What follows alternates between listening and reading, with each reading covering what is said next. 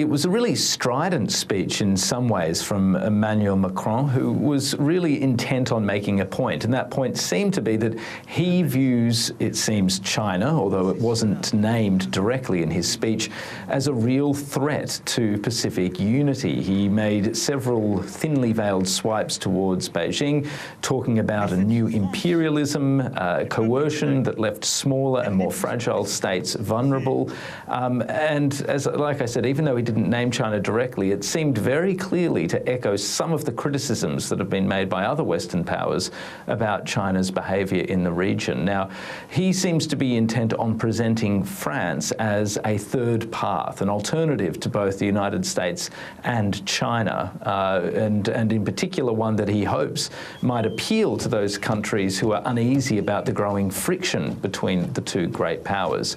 Now, he says that France is going to commit more money to signature initiatives in the region, including development initiatives, deforestation, work on climate change mitigation, and he's also making it very clear that France has no plans to depart the Pacific through its territories, despite the fact that France continues to face serious pushback in both French Polynesia and New Caledonia from citizens inside those territories who wish for independence. But nonetheless, Emmanuel Macron has a very different vision, and one that sees France remaining in some ways in the core of the Pacific. Let's take a listen to what the president had to say and some of the warnings that he issued. And new imperialisms are emerging in the Indo-Pacific, particularly in Oceania. And a logic of power is threatening the sovereignty of many states, the smallest and often the most fragile. High-level US visits as well. What came out of the Defence Secretary's visit to Papua New Guinea? Well, unsurprisingly, the US Defence Secretary's visit has been dominated by debate and discussion over the very high-profile and rather contentious defence pact that PNG and the US signed in May. Now, this is a pretty sweeping agreement that seems to, on paper, offer the United States access to a range of military facilities in Papua New Guinea, and there's been a lot of speculation inside Papua New Guinea that it might well see a US military presence in the country, something that some within the country would be very opposed to. So Lloyd, the Defence Secretary on this visit, was very much in reassurance mode, saying in his press conference that the US had no plans for a permanent base, and saying the agreement was really about boosting interoperability between the US and PNG, training PNG forces as well as its naval assets to be more effective, including through joint work with the US Coast Guard, and refurbishing and developing PNG facilities that have been neglected or run down over time. Let's take a listen to what Lloyd Austin had to say, speaking in Port Moresby earlier today. We're not seeking permanent basing in PNG. This is a fundamental, foundational framework to deepen that defense relationship that, again, goes back decades. So the common values that we have, I think, are really, really important. And, of course, Stephen, the US Secretary of State, Antony Blinken, has made a stop in New Zealand. Any significant developments out of that visit? No hugely significant developments, but it was still really interesting to watch Secretary Blinken's visit. And it's also just extraordinary, I guess, in a sense that you have three pretty big heavyweights in the region simultaneously: Lloyd Austin, Emmanuel Macron and Antony Blinken, all in various capitals around the region on the same day.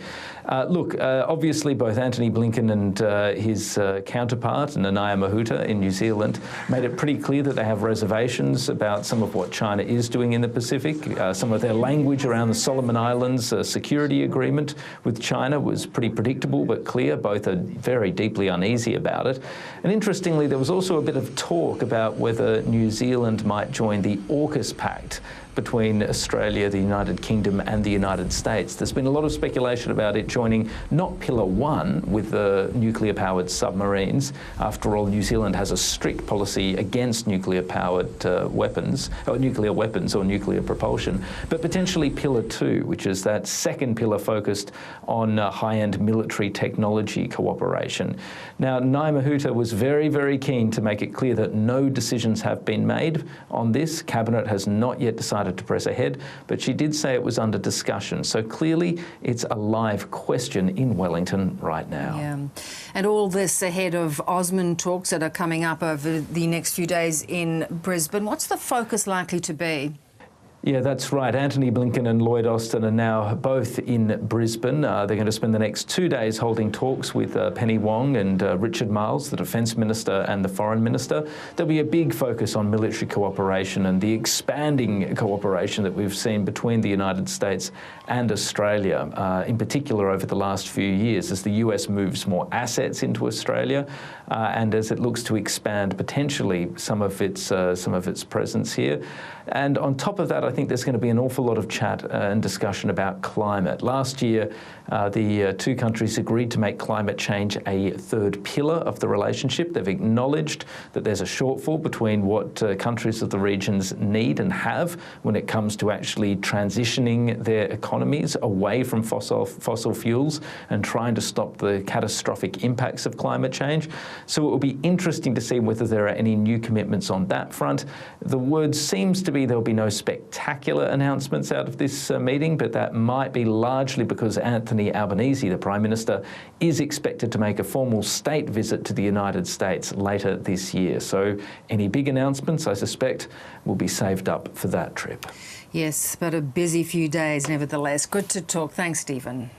Thanks, Beverly. Appreciate it.